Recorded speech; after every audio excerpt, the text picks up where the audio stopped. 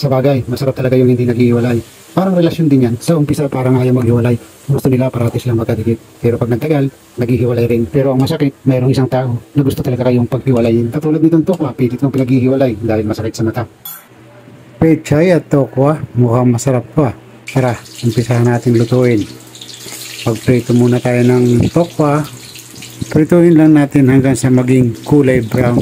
Sabi nga ng mga chef, golden brown. Yan yung naririnig ko sa kanila pag nanonood ako ng mga cooking tutorial. Ayan, luto na to. Tanggalin na natin. At susunod naman ay magigisa naman tayo ng bawang, sibuyas. At saka isama na rin natin yung kamatis. Saka hinaluan ko rin pala yan sinamahan ko yan ng chicken cube para naman pampalasa. At hindi ko na ito nilagyan ng asin kasi maalat na itong chicken cube. Pero kung gusto nyo namang lagyan ng asin, pwede naman. Pero dahan-dahan lang tayo. Hinahinay lang sa paglagay ng asin. Baka tayo magkaroon ng sakit sa bato. Ayan, nilagay ko na ang pechay. Siyempre, mikos-mikos natin sandali. So, haluin natin. Ayan, sige lang, halo lang ng halo. Para medyo magkatas yung gulay. Konting tiyaga lang sa paghahalo. Saan ba pupunta at magkakatas din yan. Pero kung nangangalay na braso mo sa paghahalo, tigilan mo na muna at hintayin mo na lang muna na magkatas yan. Magkakatas din yan. O mga idol, dinagdagan ko na nga rin pala ito ng paminta para dagdag rekado na lang. O tingnan nyo, ang sipag kong maghalo. Halo na naman. Wala na namang lubay ng kahalo.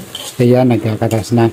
Malapit na. Kaya ipahinga na muna natin uli ang paghahalo. At ilagay na rin natin yung tokwa. Asan na ba yung tokwa? Ayan, ayan.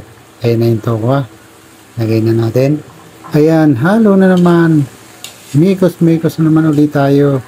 Sige lang. Parang nakikita ko na masarap to O itong dalawang toko na to, ayaw pang maghiwalay. Sa bagay, masarap talaga yung hindi naghihiwalay.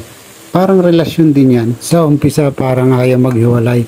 Gusto nila parati silang magkadikit. Pero pag nagtagal, naghihiwalay rin. Pero ang masakit, mayroong isang tao na gusto talaga kayong paghiwalayin. Katulad nitong tokwa, pilit kong pinaghihiwalay dahil masakit sa mata. Parang hindi masarap. Pero mga idol tokwa lang ang kaya kong paghiwalayin Uy, napahaba na yata ang aking kwento.